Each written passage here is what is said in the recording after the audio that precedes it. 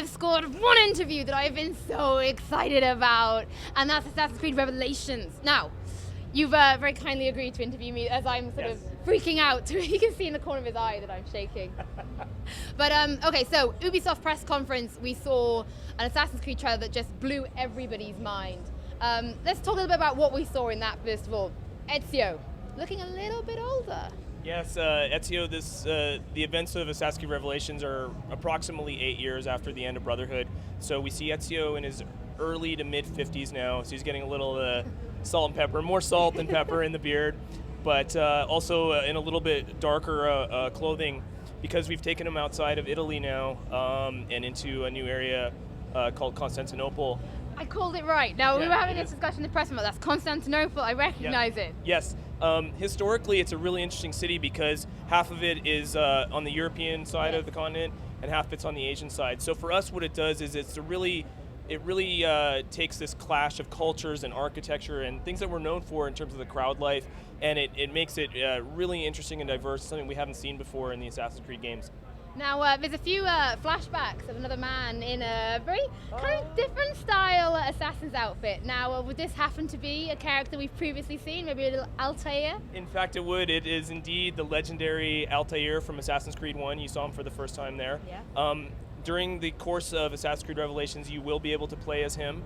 The storyline follows Ezio on sort of more of a pilgrimage and a personal journey. So as I said before, it takes him outside of Italy, and he is in fact following in the footsteps of Altair and trying to track down the secrets that he's left behind.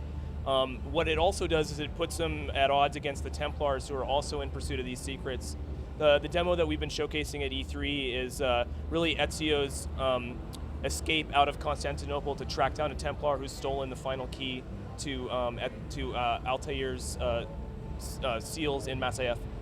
Now, obviously, in Brotherhood, we spent a long time building up our Brotherhoods. I had the finest bunch of female assassins you've ever seen.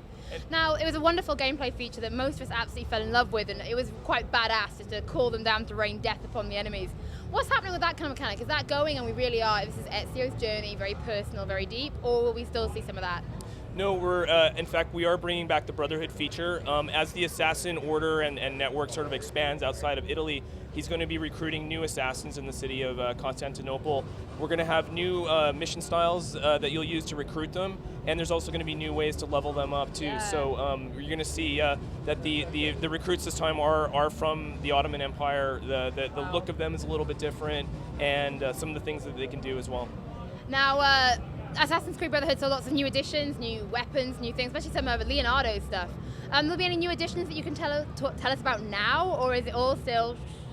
No, there's a couple of really cool things I can mention.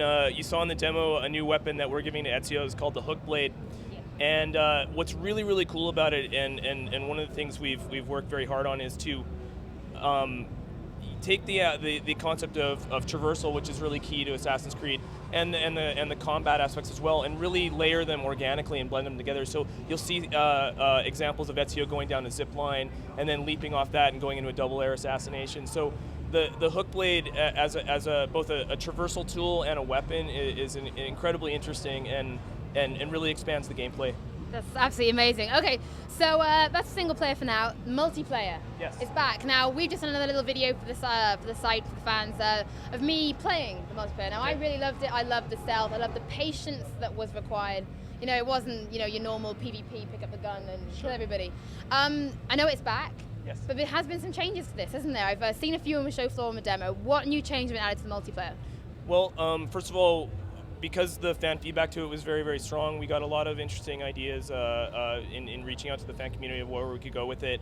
Of course, everything we do is always very narratively driven, so we're going to see some more narrative aspects to it as well. I do know that there's going to be a character that you'll see in the multiplayer that is also going to make an appearance in the single player, so we're really going to tie the stories together a little bit more.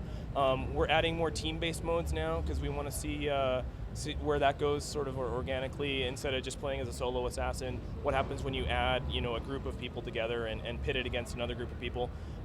There's certainly going to be new locations, new characters, and new perks that reflect the setting and the time period that the single player is set in as well. Absolutely fantastic. One last question. Desmond. big plans for Desmond. There's something actually very special that we had behind closed doors at E3. It wasn't even at the press conference. It's a 3-minute teaser and insight into what we're going to be doing with Desmond, his storyline. So for all the spoilers out there, at the end of Brotherhood, you saw that Desmond fell into a coma. Rebecca and Sean have to reinsert him into the Animus in order to help heal and repair his mind.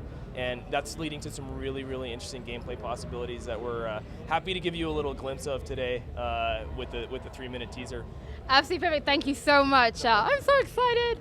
Anyway, Destructoid, keep watching the front page, and thank you so much for your time. Thank you. Brilliant way. Thank you.